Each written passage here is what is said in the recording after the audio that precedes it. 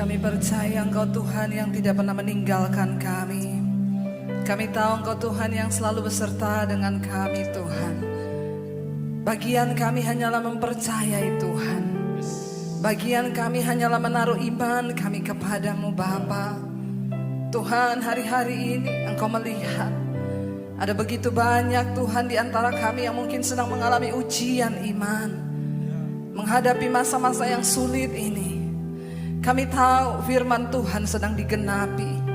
Inilah waktunya kami meneguhkan iman percaya kami kepada Tuhan. Ini waktunya kami taruh harap kami hanya kepada Tuhan. Bahkan ini waktunya kami akan melihat perbuatan-perbuatan Tuhan yang ajaib dalam hidup kami. Engkau yang mengatakan akan ada perbedaan ya Tuhan, antara orang yang sungguh-sungguh berharap kepadamu, antara orang-orang yang sungguh mengandalkan Tuhan. Akan ada perbedaan yang sangat nyata. Kami mau melihat perbuatan Tuhan dengan mata kami sendiri. Kami mau melihat campur tangan-Mu Tuhan dalam hidup kami. Mari berbicara bagi setiap kami hari-hari ini.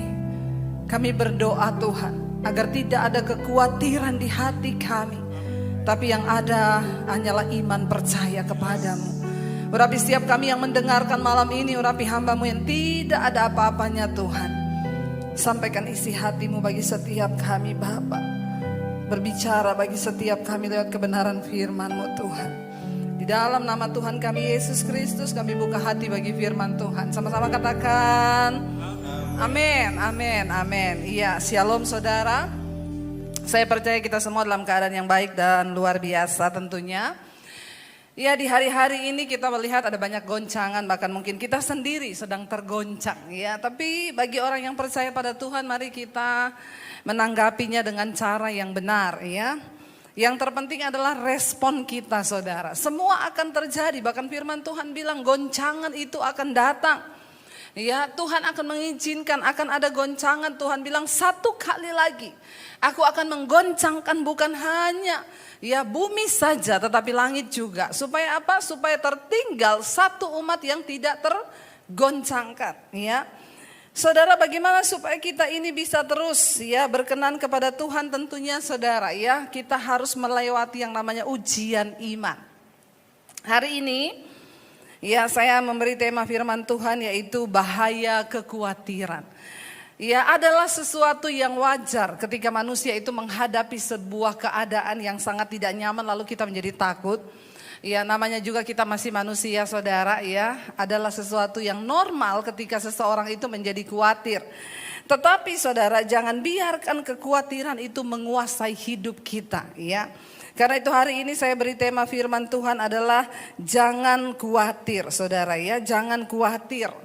Ya, kayaknya kita ngomong jangan khawatir tuh enak. Ada yang bilang, Bu gampang aja Ibu ngomong jangan khawatir. Saya ini besok tanggal jatuh tempo loh. Ingat hanya dua hal yang membuat jantung berpacu dengan cepat. Jatuh cinta dan jatuh tempo. Ya, jadi yang udah mau jatuh tempo ya banyak-banyaklah berdoa saudara ya. Tapi apapun itu kita percaya bahwa Tuhan adalah Tuhan yang menyertai. Iya, hari ini kita akan sama-sama belajar tentang bahaya kekhawatiran. Yesus berkata, jangan khawatir, jangan khawatir, jangan khawatir, dan jangan khawatir. Apa itu kekhawatiran saudara? Kekhawatiran itu adalah sebuah ketakutan yang melanda orang padahal ya sesuatu itu belum terjadi. Ya, kekhawatiran adalah ketakutan akan sesuatu yang bahkan belum terjadi. Ya, sesuatu yang belum terjadi kita sudah takut duluan. Rugi enggak saudara? Sebenarnya rugi, tapi yang namanya manusia. Ya, dan saudara kita akan sama-sama belajar kenapa Yesus berkata jangan khawatir. Ini adalah sebuah warning saudara. Yang namanya sesuatu itu kalau di warning berarti mendatangkan bahaya kalau kita langgar. Contoh ya, kita kalau naik pesawat udah dibilang jangan mengaktifkan ya telepon seluler atau apapun ya yang bisa menyebabkan kebakaran. Jangan saudara coba. Kenapa? Karena nyawa taruhannya. Ya, nah hari ini kalau Yesus berkata jangan khawatir berarti kan ada sesuatu yang dapat menimbulkan bahaya dalam hidup kita. Kita akan sama-sama belajar. Ini alasan saudara, kenapa kita nggak boleh khawatir? Ya, bahayanya itu apa ya? Yang pertama saudara, Amsal 12 ayat 25 firman Tuhan berkata begini. Kekhawatiran dalam hati membungkukkan orang, ya, tetapi perkataan yang baik menggembirakan dia. Kekhawatiran di dalam hati itu membungkukkan orang. Jadi lihat aja saudara, orang itu kalau jalannya mulai gini tuh berarti banyak kekhawatiran. Ya, lihat kanan kirimu, ya, mungkin yang sebelah kananmu suamimu atau istrimu. Ya, ngomong sama dia, jangan banyak khawatir, udah mulai bungkuk loh kamu. Ya, kita mulai katakan saudara, ya, jangan khawatir, nanti kita bungkuk, ya, saudara. Artinya apa? Ya, kita memikul beban yang itu belum tentu terjadi. Ya, kenapa kita sudah harus takut? Ya, itu pun bahkan belum terjadi, belum kejadian. Ya, yang pertama saudara, firman Tuhan berkata, kita tidak boleh khawatir karena kekhawatiran itu membungkukkan orang. Bahaya yang pertama, ternyata kekhawatiran itu bisa bikin bungkuk alias membuat fisik kita terganggu, ya. Saudara, kekhawatiran itu bukan hanya berdampak kepada jiwa tetapi pada fisik juga loh. Kalau Alkitab yang berkata itu berarti benar. Yang pertama, bahaya dari kekhawatiran, fisik kita itu bisa bungkuk. Dengan kata lain, orang yang banyak khawatir itu suka sakit kepala, ya. Jadi hari-hari ini kalau saudara banyak sakit kepala, berarti saudara mulai banyak khawatir. Yang kedua saudara, ya, apa bahaya dari orang yang khawatir itu? Amsal 25, ya, ayat yang ke-26 di sana dikatakan, seperti mata air yang keruh dan sumber yang kotor, demikianlah orang benar yang khawatir di hadapan orang fasik. Wow, mengerikan, seperti mata air yang keruh dan yang kotor, kata ayat ini. Demikianlah orang benar yang khawatir, ya. Jadi kita ini kalau khawatir dalam hidup ini dikatakan kita ini seperti mata air yang keruh atau yang kotor. Saudara, kita menjadi orang benar yang dipanggil Tuhan, tentunya hidup kita ini kita pengen sesuatu yang murni, yang keluar dari dalam diri kita itu bersih. Tetapi orang yang khawatir, Alkitab berkata dia seperti mata air yang keruh dan juga mata air yang kotor. Yesus berkata, ya, hati kita ini sumber dari segala sesuatu. Kalau di hati kita itu bersih, maka yang keluar itu sesuatu yang bersih. Tapi kalau hati kita khawatir, maka yang keluar dalam diri kita adalah sesuatu yang kotor. Ucapannya saudara, ya, perbuatannya, tingkah lakunya itu sesuatu yang tidak benar. Kekhawatiran itu sangat berpengaruh, ya, kepada apa yang ada di luar diri kita. Karena itu hati-hati saudara. Saya percaya kita semua mau menjadi orang yang benar, menjadi orang yang seperti mata air yang murni, bukan mata air yang kotor. Yang ketiga saudara, kenapa kita nggak boleh khawatir? Bahayanya itu apa? Lukas 8 ayat yang ke-14, ya. Lukas 8 ayat 14, ya, di sana Yesus berkata begini. Ya, yang jatuh dalam semak duri ialah orang yang mendengar firman. Ini Yesus sedang berbicara tentang perumpamaan firman itu seperti benih yang ditabur. Ya, ayat Lukas 8 ayat 14, yang jatuh, benih yang ditabur, yang jatuh dalam semak duri ialah orang yang telah mendengar firman itu dan dalam pertumbuhan selanjutnya mereka terhimpit oleh kekhawatiran, ya, sehingga mereka tidak menghasilkan buah. Saudara, jadi orang yang khawatir itu saudara, dia itu seperti benih. Kalau dia mendengar firman, firman itu seperti benih yang ditabur di semak duri, ya. Artinya apa?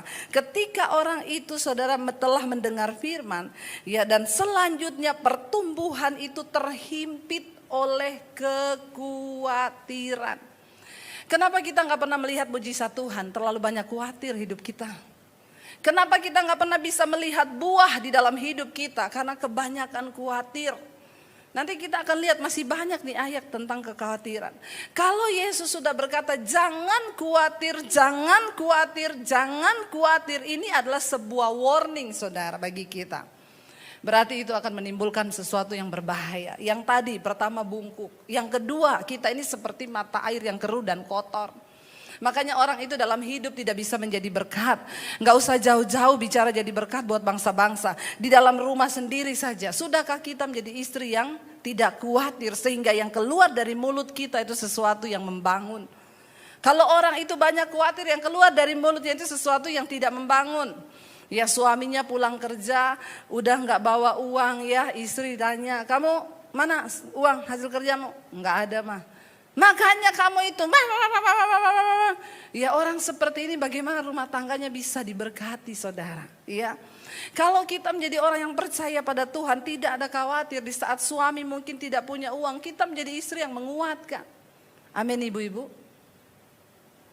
Ya, yang di rumah amin. Yang di sini ada amin. Kalau nggak ada amin, ya saya tutup dalam doa. Ya Alkitab berkata saudara, ya kalau orang itu banyak khawatir, maka dia tidak akan berbuah dalam hidupnya. Boro-boro lihat mujizat. Ya, rumah tanggamu tidak akan diberkati, pekerjaanmu tidak akan diberkati oleh Tuhan. Bahkan apapun yang engkau lakukan dengan tanganmu tidak akan berhasil. Kenapa? Karena firman yang engkau dengar, mungkin saudara ke gereja setiap hari Minggu, mungkin saudara dengar ibadah online. Ya, setiap hari itu firman terus yang saudara dengar, atau mungkin saudara pelayanan di gereja. Ya, tapi hidupmu nggak pernah ada buahnya. Kenapa saudara? Karena banyak kekhawatiran dalam hatimu. Kita ini percaya pada Tuhan, disuruh percaya, sudah percaya saja. Ya, daripada khawatir lebih baik percaya. Orang yang tidak percaya Tuhan itu, orang yang khawatir itu sama dengan orang yang tidak mempercayai Tuhan.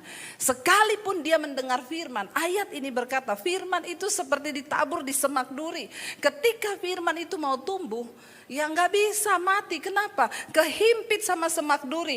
Apa yang menjadi semak duri dalam hidup manusia yang membuat firman tidak bisa bertumbuh bahkan menghasilkan buah?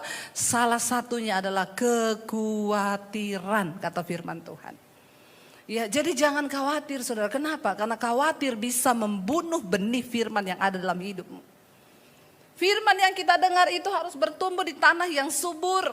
Ya, ketika firman itu mau tumbuh, ini firman bicara tentang iman. Waktu kita mendengar firman, Alkitab berkata iman timbul dari pendengaran, yaitu pendengaran akan firman. Untuk kita bisa percaya kepada firman Tuhan itu butuh latihan saudara. Ya. Sampai hari ini saya tetap mempercayai Tuhan. Apakah pertama saya percaya, saya terima Yesus, saya langsung percaya seperti sekarang ini? Enggak. Ada latihan iman. Ya, bagaimana kita melatih kadar iman orang itu berbeda-beda, tergantung dari rasa percayanya pada Tuhan. Kenapa kita nggak boleh khawatir? Karena Alkitab berkata iman itu tumbuh dari pendengaran, pendengaran akan firman. Nah, kalau kita mendengar firman tapi hati kita khawatir, itu menjadi semak duri yang menghambat pertumbuhan firman yang engkau dengar. Karena itu dengar baik-baik Bapak Ibu yang terkasih, kekhawatiran itu sangat berbahaya. Yesus mengingatkan, jangan khawatir. Engkau dengar firman sebanyak apapun, engkau hafal firman sebanyak apapun. Kalau engkau punya kekhawatiran, firman itu hanya baru mau bertumbuh di hati, langsung dihalangi oleh semak tadi, yaitu kekhawatiran kita. Bagaimana kita bisa melihat iman kita kuat kalau kita itu khawatir? Apalagi melihat buah dalam hidupmu, apalagi melihat buah dalam pelayananmu. Padahal Alkitab berkata kalau Yesus datang kedua kali, dia tidak mencari pelayanan yang hebat, dia nggak cari orang yang punya karunia hebat, dia nggak cari orang yang punya gereja besar. Waktu Yesus datang kedua kali yang dia cari apa? Buah dari hidup kita. Tapi bagaimana mungkin kita berbuah kalau kita punya kekhawatiran? Ya, ayat ini jelas berkata orang yang mendengarkan firman tetapi dia khawatir itu seumpama dia menabur benih di satu tanah yang penuh dengan semak duri. Mungkin benih itu baru mau tumbuh saudara, tetapi karena kekhawatiran itu menghimpit benih itu, gak jadi tumbuh. Jangankan berbuah, tumbuh aja enggak. Ya, kita kalau punya tanaman, kenapa tanaman itu kita bersihkan saudara? Saya dulu nanam cabai saudara di rumah saya, ya karena ada sisa cabai, saya taruh di pot saudara. Lalu mulai tumbuh tuh. Waktu cabainya tumbuh, ya tumbuh juga itu rumput-rumput ilalang, duri-duri. Ingat ya, waktu kita menabur rumput, cabai nggak tumbuh. Tapi ketika kita tabur cabai, rumput ikut tumbuh. Dari mana? Ya nggak usah tanya. Namanya juga rumput, ya. Lalu ketika benih cabai itu mulai tumbuh, ini kan rumputnya banyak saudara. Nah ini kalau saya biarkan, kenapa saudara? Yang pertama, ya rumput itu akan menghalangi tumbuhnya cabai itu ke atas karena rumput ini semakin besar. Dia tutupin. Yang kedua, makanan untuk cabai itu, suplai makanannya akan terhalang. Kenapa? Diambil semua sama rumput ini. Makanya cabenya gak bisa bertumbuh. Kekhawatiran di dalam hidup kita itu mengambil semua energi positif dari firman Tuhan atas hidup kita. Sehingga engkau akan satu saat, ya bukan cuma tidak berbuah, bisa mati imanmu saudara. Makanya kenapa pada akhirnya banyak orang murtad. Ya, dulu saya pernah punya pengalaman saudara, ada seorang hamba Tuhan loh. Dia hamba Tuhan, seorang pendeta. Ya dia pelayanan. Ya ketika hidupnya itu saudara mulai goyah ya karena dia juga punya usaha. Tiba-tiba goyah usahanya. Lalu ketika usahanya goyah, rumah tangganya juga goyah. Terakhir saudara saya ketemu teman, saya tanya, si Pak Pendeta itu mana sekarang? Oh belum tahu ya Kak, belum. Kenapa? Sekarang sudah jadi Muhammad. Ya, pendeta ganti nama jadi Muhammad. Saudara sendiri tahu maksud saya. Saya baru mau cari tahu keberadaannya di Facebook, saya baru mau cari tahu di mana dia karena dulu saya pernah kenal dekat dengan dia. Besoknya saya dapat kabar di WA, innalillahi wa inna ilaihi rajiun. Telah berpulang ke rahmatullah. Muhammad ... tadinya pendeta. Kenapa bisa mati imannya saudara? Bukan cuma orangnya ya. Imannya bisa mati lalu berganti nama. Kenapa saudara? Ya karena tidak sungguh-sungguh mempercayai Tuhan. Hari-hari ini kita semua sedang diuji. Tetapi orang yang mau terus mempercayai Tuhan, engkau akan melihat perbedaan yang nyata kata firman Tuhan di hari-hari terakhir ini. Pakai kesempatan ini untuk membuktikan imanmu kepada Tuhan. Amin saudara. Ya jangan biarkan semak duri itu tumbuh di dalam hidupmu. Mari kita terus mau berkata, Tuhan uji kami. Menghadapi hari-hari sulit ini kami terus akan melihat pemeliharaan Tuhan. Kami tidak mau membiarkan semak duri kekhawatiran itu menghalangi benih firman Tuhan bertumbuh dalam hidup kami. Yang berikutnya saudara, kenapa kita gak boleh khawatir? Lukas 10 ayat 41 ini kisah tentang Marta dan Maria ya. Maria itu ketika Yesus datang dia langsung mengambil tempat terdekat dengan Yesus, yaitu duduk di bawah kaki Yesus dan menyerap semua pengajaran dan khotbah yang Yesus berikan. Tapi Marta sibuk di dapur bikin teh, bikin makanan, bikin ini, bikin itu. Ya, lalu ketika Yesus datang mereka datang berdua, Yesus berkata kepada Marta. Tetapi Tuhan menjawab, Lukas 10 ayat 41. Tetapi Tuhan menjawabnya, Marta, Marta, ya, engkau khawatir dan menyusahkan diri dengan banyak perkara. Jadi dengan kata lain saya ambil kata khawatir di situ. Yesus berkata, engkau khawatir dan menyusahkan diri dengan banyak perkara. Orang yang khawatir itu berarti orang yang menyusahkan diri.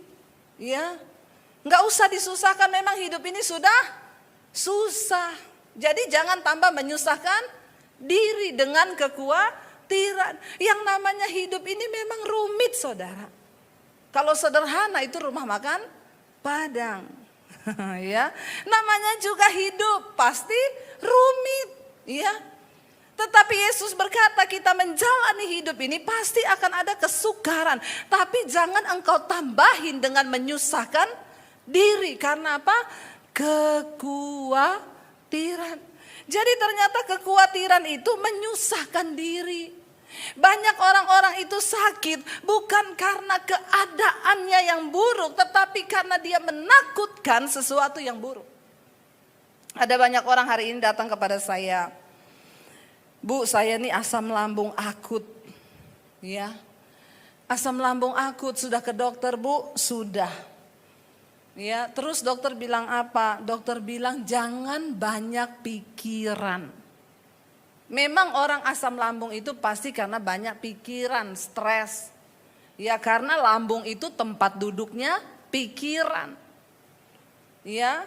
Jadi saudara, saya bilang terus Ibu, ya, apa yang Ibu pikir? Dan yang lucunya saudara, waktu saya tanya begitu, enggak sadar ngomong gini, ya sebenarnya sih saya enggak mikir apa-apa.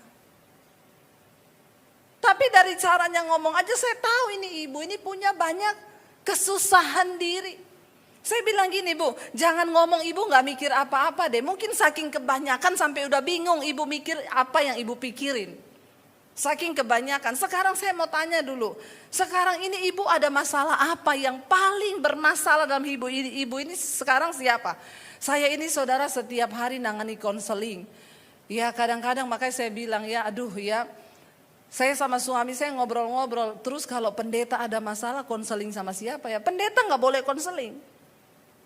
Konselingnya sama Tuhan.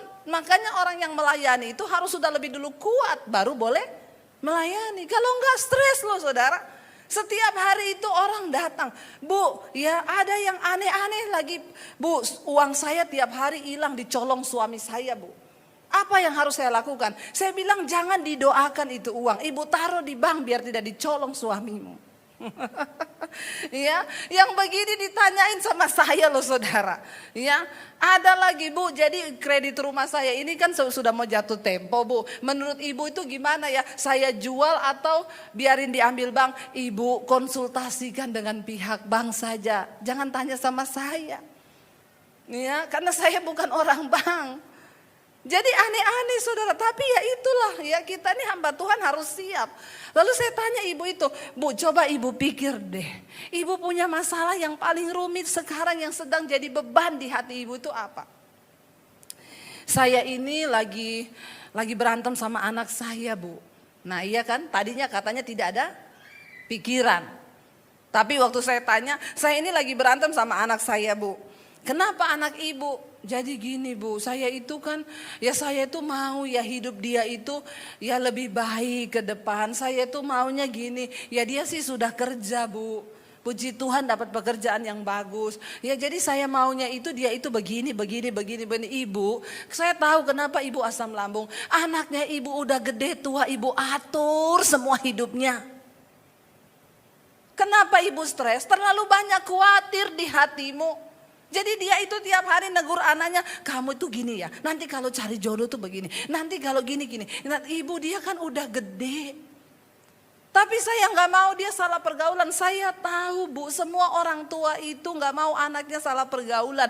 Tapi kenapa ibu asam lambung akut? Karena ibu mencoba mengendalikan semua keadaan di sekelilingmu. Ibu harus mendengar saya baik-baik bu. Tidak ada satu orang pun yang bisa mengubah orang lain. Ibu gak bisa rubah suami, ibu gak bisa rubah anak. Tapi ibu bisa mengubah cara ibu berespon terhadap semua keadaan. Amin. Orang yang tidak khawatir itu belajar mempercayakan kepada Tuhan. Ya, ada ibu-ibu telepon saya. Shalom Bu Debbie. Saya, iya shalom ibu, ada apa ibu? Ibu, saya sudah bosan hidup, mau mati, saya doakan bagaimana? Jangan ibu, loh tadi katanya udah bosan hidup. Kenapa ibu bosan hidup? Suami saya selingkuh bu. Saya baru keluar rumah sakit jiwa beberapa bulan lalu. Aduh, suami yang selingkuh ibu yang gila. Jangan mau, ya. Ibu jangan mencintai siapapun melebihi Tuhan. Apalagi dia bilang saya sudah mau bunuh diri bu.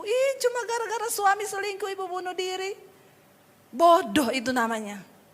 Ya, ibu harus menaruh harapanmu pada Tuhan. Suami selingkuh bukan berarti kiamat dunia. Ibu masih punya anak, ibu masih punya masa depan. Berbahagialah dengan dirimu sendiri bersama dengan Tuhan. Jadi orang-orang yang khawatir itu saudara, ya sesuatu yang belum terjadi dia sudah khawatirkan, apalagi kalau terjadi. Ibu-ibu kurang berserah pada Tuhan. Ya tapi suami saya gak berubah-berubah, sekarang dia sudah sama perempuan lain. Biarin aja, sekarang ibu fokus sama Tuhan. Saya tahu tidak ada seorang pun yang mau suaminya berselingkuh saudara. Siapa sih yang mau anaknya menikah dengan orang lain dan pindah ke agama seberang? Gak ada yang mau. Tapi kalau semua itu terjadi, kita harus belajar mempercayakannya kepada Tuhan. Amin. Jangan stres. Ayat ini berkata, Yesus bilang, Marta, Marta, kamu itu terlalu khawatir dan menyusahkan diri. Jangan menyusahkan diri. Orang yang khawatir itu menyusahkan diri, bisa gila, bahkan bisa stres loh. Ya, kita harus berbahagia dengan diri kita bersama dengan Tuhan. Nggak usah terlalu mikirin anak, mikirin mantu, mikirin cucu, mikirin. Ya, ada oma-oma juga yang stres, Bu. Saya tuh stres, Bu. Ya, cucu saya itu tadi saya yang besarin, saya yang gedein. Sekarang diambil sama mamanya. Terus masalahnya apa, Bu? Ya itu kan mamanya dia. Tapi kan saya maunya cucu itu tinggal sama saya. Ya kan mamanya yang lebih berhak. Saya hari-hari ini stres, Bu, kena asam lambung. Iya, karena ibu menyusahkan diri. Dia takut kalau cucunya dibesarkan anaknya itu nanti akan salah. Dia berpikir dialah yang paling benar. Saudara, belajar mempersembahkan hidup, menyerahkan hidup itu kepada Tuhan. Kenapa? Karena orang yang khawatir itu hanya menyusahkan diri. Ada banyak hal orang mengalami masalah dalam hidupnya, kenapa? Menyusahkan diri. Rumah tangga anak diatur, hidupnya menantu diatur, hidup cucu diatur, anaknya ngurusan cucunya dia yang atur, rempong gak hidup kita? Ada banyak hal yang bisa kita lakukan untuk tidak usah menyusahkan diri, apalagi dengan kekhawatiran. Akhirnya karena kita berusaha mengendalikan anak mantu, kita menjadi khawatir, lalu kita stres, kita takut. Ingat, kenapa kita gak boleh khawatir? Karena kekhawatiran itu menyusahkan diri. Berbahagialah bersama dengan Tuhan. Kenapa kita gak boleh khawatir? Yang berikutnya, Matius pasal yang ke-6 ayat 27, Yesus berkata begini. Siapakah di antara kamu yang karena kekhawatirannya dapat menambahkan sehasta saja pada jalan hidupnya? Siapakah di antara kita yang karena khawatir terus kita melihat mujizat gitu? Justru kekhawatiran itu adalah penghambat mujizat dalam hidup kita. Jangan takutkan sesuatu yang belum terjadi. Ya, jangan saudara, percayakan pada Tuhan hari ini. Jangan takutkan apapun yang belum terjadi. Ketika engkau khawatir itu artinya engkau tidak mempercayai Tuhan. Ya, lawannya khawatir itu adalah percaya. Ya, jangan saudara, karena Yesus berkata, dengan kekhawatiranmu apakah engkau bisa menambahkan sehasta saja pada jalan hidupmu? Enggak kan? Ya, kita khawatir juga enggak nambah apa-apa. Daripada khawatir lebih baik bersuka cita. Kita khawatir juga kita nggak melihat mujizat. Kita khawatir juga kita tidak melihat sesuatu yang positif yang bisa terjadi. Jadi daripada khawatir membawa kita di dalam persoalan, menyusahkan diri, bahkan sakit penyakit. Jangankan khawatir saudara ya. Mungkin hari ini kalau ada ibu-ibu yang suamimu berselingkuh atau engkau punya masalah dengan anak, engkau pun harus belajar mempercayai Tuhan. Ya, sekalipun sudah ada masalah aja kita harus belajar mempercayai Tuhan. Apalagi sesuatu yang belum terjadi. Ya, jangan saudara, kita mau terus percaya, bersandar pada Tuhan, berharap. Ya, lalu kita lihat yang berikutnya saudara. Ya, jadi ingatlah saudara ya bahwa karena kekhawatiranmu engkau nggak bisa tambah apapun. Ya, engkau nggak bisa bayar cicilan dengan kekhawatiran. Ya, engkau nggak bisa menambahkan jumlah rekeningmu dengan kekhawatiranmu. Lebih baik belajar percaya. Ya, ada kesaksian dari seorang ibu, Bu, ya tadinya saya itu khawatir banget karena masalah keuangan ya, di dalam pandemi ini keuangan suami dan saya itu dalam rumah tangga agak berkurang. Tapi setiap malam saya mendengarkan khotbah-khotbah ibu ya, dan ketika khawatir itu datang saya berdoa, Tuhan aku mempercayai Engkau. Tuhan yang sanggup memelihara hidup kami. Di saat benar-benar saya lagi butuh uang, Bu. Ya, tiba-tiba ada sejumlah transferan masuk di rekening saya. Yang itu tulisannya adalah komisi gaji. Ya, saya bilang, Bu, ketika engkau belajar mempercayai Tuhan, maka engkau akan melihat mujizat. Tapi ketika engkau khawatir, takut, maka itu akan menjadi penghalang mujizat terjadi atas hidupmu. Tuhan tidak bisa bekerja ketika engkau khawatir. Ya, Tuhan akan melakukan firman-Nya kepada orang-orang yang tidak khawatir. Mari hari-hari ini saudara, kita mau belajar terus memperkatakan firman Tuhan. Saudara, yang berikutnya kita akan lihat saudara ya. Saya percaya ketika kita khawatir itu hanya akan mendatangkan sesuatu yang negatif. Tetapi ketika kita mau terus belajar mempercayai Tuhan, ini alasannya kenapa juga kita nggak boleh khawatir. Tadi sebab ya apa sebab kalau kita khawatir. Sekarang alasan kita tidak boleh khawatir ini. Matius 6 ayat 32 sampai 34, Yesus berkata begini. Ya. Yesus berkata di Matius 6 ini semua jangan khawatir. Kalau saudara baca dari satu perikop ini, Ya, Yesus berkata jangan kamu khawatir akan makanan, jangan khawatir akan pakaian. Kenapa? Karena tubuh itu lebih penting daripada makanan, daripada pakaian, dan hidup itu lebih penting daripada makanan. Ya, lalu pasal 6 ayat 32 dan 34 sampai 34 Yesus berkata begini. Semua itu dicari bangsa-bangsa yang tidak mengenal Allah, ya. Akan tetapi Bapamu yang di sorga tahu bahwa kamu memerlukan semuanya itu. Ya, tetapi carilah dahulu kerajaan Allah dan kebenarannya, maka semuanya itu akan ditambahkan kepadamu. Sebab itu janganlah kamu khawatir akan hari besok, karena besok mempunyai kesusahannya sendiri. Kesusahan sehari cukup untuk sehari. Ya, ini alasan kenapa kita nggak boleh khawatir. Karena kalau kita khawatir akan makanan, memang orang itu apa sih yang dikhawatirkan? Makanan, pakaian, apa yang akan dipakai, apa yang akan dimakan, apa yang akan diminum, itu rata-rata. Ya, kenapa kita nggak boleh mengkhawatirkan hidup kita? Karena semua itu dicari oleh orang-orang yang tidak mengenal Allah. Artinya apa? Kalau kita mengkhawatirkan sesuatu yang di dunia ini, maka kita sedang gagal fokus. Ya. Engkau gagal fokus, saudara. Waktu engkau fokus pada Tuhan, bukankah Dia Bapa pencipta segala sesuatu? Ya, saudara, kalau engkau tidak beriman, ya jangan coba ikut Tuhan. Ya, karena hanya orang-orang yang beriman yang boleh sungguh-sungguh mengikuti Tuhan. Apa itu iman? Dasar dari segala sesuatu yang kita harapkan dan bukti dari segala sesuatu yang belum kita lihat. Saya mengerti karena keadaan zaman kesusahan ini, hari-hari ini banyak orang terus memakai kekuatan pikiran. Tapi jangan pernah lupa Tuhan itu turut bekerja untuk mendatangkan kebaikan bagi orang-orang yang mengasihi Dia. Kita harus masih tetap percaya.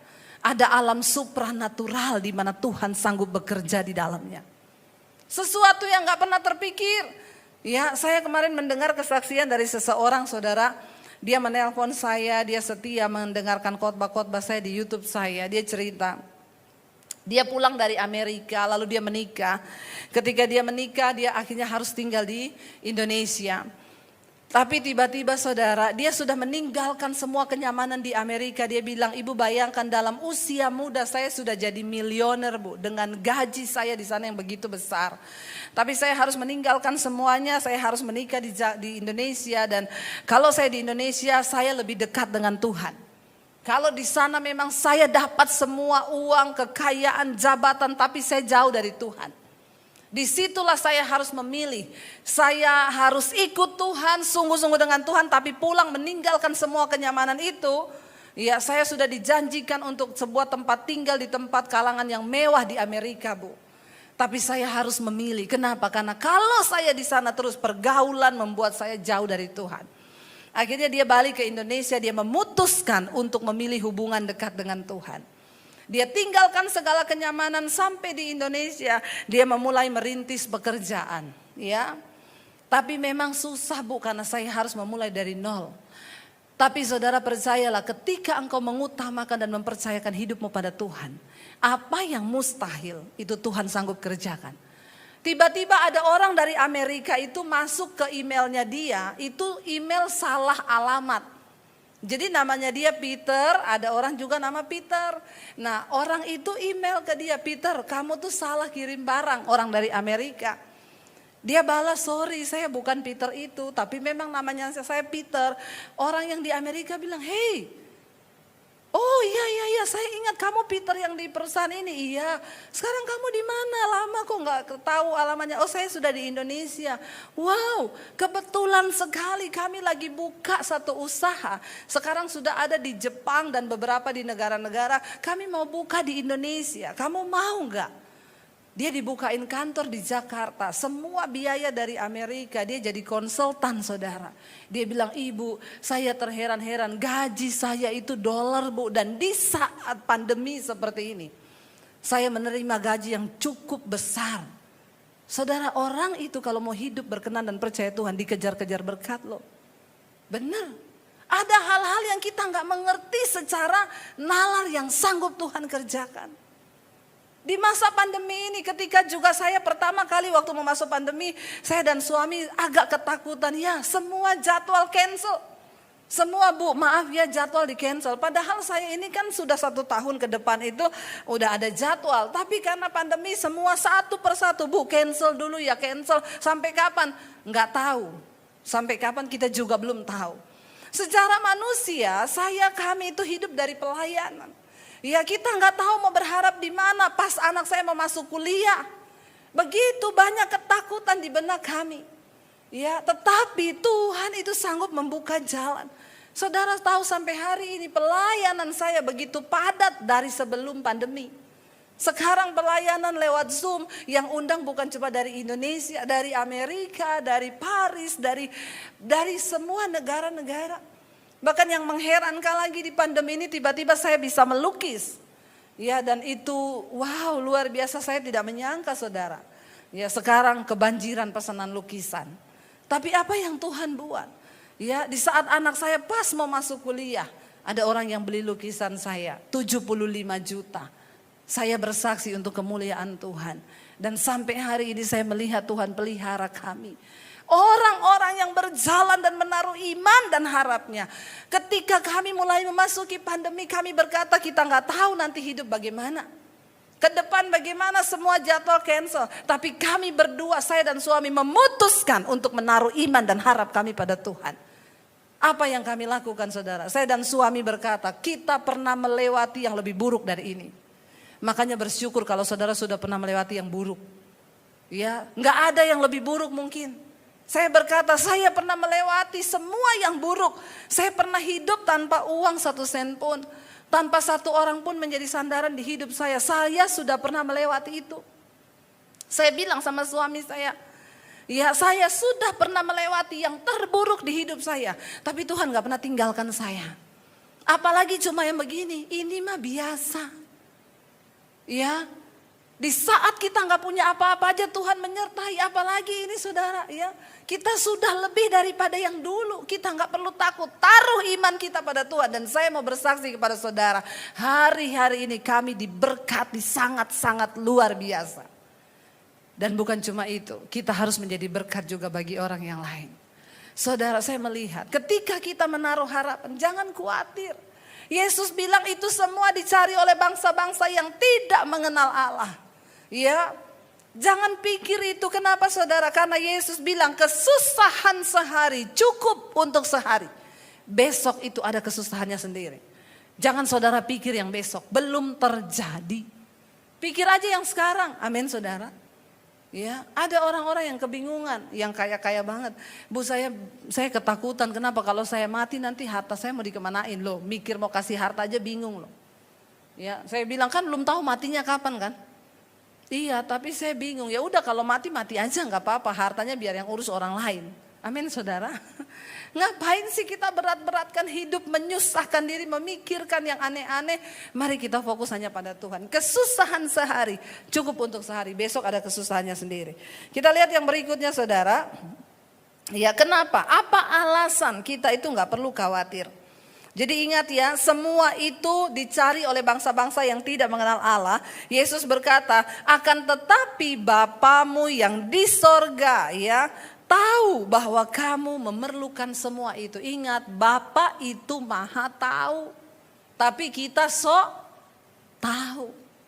Ya, Bapa itu maha tahu kamu memerlukan semuanya itu. Kita ini hanya cukup apa? Kenalilah Tuhanmu. Mari kita mengenal Tuhan dengan benar supaya kita punya iman yang benar. Kalau kita nggak mengenal Tuhan dengan benar, susah saudara. Kenalilah Tuhan dengan benar supaya engkau nggak mudah bimbang. Ya, masalahnya banyak orang Kristen itu tidak mengenal Tuhan dengan benar. Jadinya dia nggak tahu firman. Kalau kita tahu firman, ayat ini dengan jelas berkata, Bapamu itu tahu kalau kamu memerlukan semuanya itu. Lalu apa yang harus kita lakukan? Kalau hari ini kami sedang khawatir Bu. Mazmur 55 ayat 23. Firman Tuhan berkata, Mazmur 55 ayat 23, serahkanlah khawatirmu kepada Tuhan, maka Ia akan memelihara engkau. Tidak untuk selama-lamanya dibiarkannya orang benar itu goyah. Amin. Apa yang harus aku lakukan, Bu? Kalau hari ini aku sedang khawatir, datang di kaki Tuhan. Saya cuma mau bilang saudara, tidak ada orang kaya yang hebat yang bisa menolong saudara. Tidak ada pendeta hebat yang bisa mendoakan saudara. Tidak ada dokter hebat yang bisa menyembuhkan saudara. Tidak ada psikiater hebat yang bisa memberikan engkau motivasi untuk bangkit.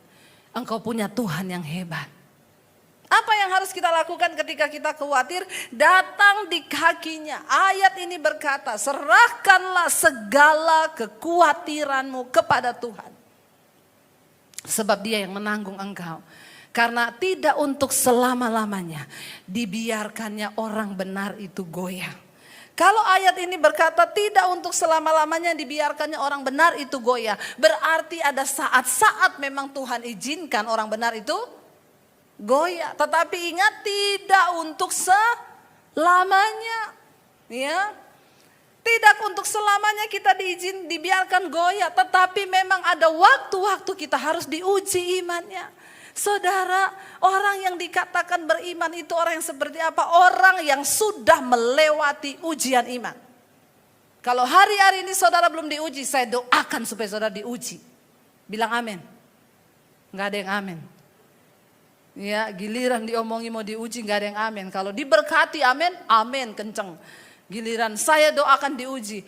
Yes ya, biar kita mau berkata seperti Daud. Ujilah aku Tuhan, cobalah aku Tuhan, selidiki hatiku dan batinku. Daud bilang apa? Mataku tertuju kepadamu. Serahkanlah segala khawatirmu kepada Tuhan. Sebab Tuhan yang menanggung hidup kita dan tidak untuk selama-lamanya dibiarkan orang benar itu goyah. Ada saat-saat Tuhan izinkan kita goyah. Ada saat-saatnya. Mungkin hari-hari ini engkau terlalu menaruh harapan pada uang. Ada saatnya Tuhan izinkan uangmu hilang. Dan imanmu goyah. Supaya apa? Engkau menaruh harapmu pada Tuhan. Ada orang-orang yang terlalu menaruh harapannya pada pekerjaan berlebihan. Ada saatnya Tuhan izinkan pekerjaanmu hilang. Dan disitulah engkau mulai goyah. Tapi Tuhan mau lihat bagaimana engkau meneguhkan imanmu. Ada saatnya Tuhan izinkan kita kehilangan keluarga. Ya, ketika keluarga menjadi satu-satunya sandaran dan tempat kita hidup. Saya pernah mengalami. Tapi ketika engkau goyah, Tuhan mau lihat. Ya, kepada siapa engkau menaruh harap? Saya ingat sekali waktu saya diusir dari keluarga saya, papi saya bilang, kamu jangan bawa ijazah. Saya mau lihat Yesus kasih makan kamu pakai apa. Bayangkan saudara, saya keluar tanpa bawa apa-apa, tidak boleh bawa ijazah. Dan papi saya bilang, saya mau lihat Yesus kasih makan kamu pakai apa. Tapi saya mau bilang hari ini saudara, ketika aku menaruh harapanku pada Tuhan, Alkitab berkata, Dia adalah sauh yang teguh. Ya, apa itu sauh? Kalau kapal itu mau bersandar, ya, nanti dilempar jangkar, ya, lalu diikat pada sauh itu, sauh yang teguh itu tidak akan tergoyah, bahkan kapal itu nggak bisa lari kemana-mana. Mari kita taruh iman kita kepada Kristus, Dia sauh yang teguh, saudara. Yang tidak akan pernah membiarkan kita ini ya jauh atau kita ini hidup kita berantakan. Hanya sejauh mana engkau menaruh harapanmu kepada Tuhan. Engkau akan melihat Tuhan turut bekerja mendatangkan kebaikan di hidupmu. Mari kita renungkan firman ini saudara. Ya, saya percaya Dia Tuhan yang tidak pernah meninggalkan kita. Dia Tuhan yang akan selalu membawa kita kepada jalan-jalannya. Ya, Dia Tuhan yang tidak pernah membiarkan kita goyah. Tidak untuk selama-lamanya orang benar itu dibiarkan goyah. Waktu engkau datang pada Tuhan, waktu engkau berseru kepada Yesus, Dia Tuhan yang sanggup melakukan segala perkara di dalam hidup kita. Ku percaya Kau Tuhan yang sanggup menaklukkan segala perkara di dalam hidup kami Tuhan. Kami mau terus percaya Apapun kekhawatiran kami hari ini, kami mau taruh di bawah kaki-Mu Bapa. Engkau melihat setiap kami yang sedang ketakutan. Engkau melihat setiap kami yang sedang tidak berdaya menghadapi hari-hari ini. Kami taruh semua di kaki-Mu Bapa. Di dalam segala ketidakberdayaan kami, di dalam keputusasaan kami, kami mau berkata, Engkau sauh yang kuat bagi jiwa kami. Tidak untuk selamanya Engkau biarkan kami goyah Tuhan. Mari angkat tangan. Ku percaya Kau Tuhan yang sanggup menaklukkan semua perkaraku. Kau turut bekerja dalam segala hal bagi kebaikanku. Ku percaya Kau Tuhan yang mampu menaklukkan semua masalahku. Kau turut bekerja dalam segala hal bagi kebaikanku. Mari lebih lagi angkat imanmu pada Tuhan. Katakan, ku percaya Kau Tuhan yang sanggup menaklukkan semua perkaraku. Kau turut bekerja dalam segala hal bagi kebaikanku. Ku percaya Kau Tuhan yang mampu menaklukkan semua masalahku.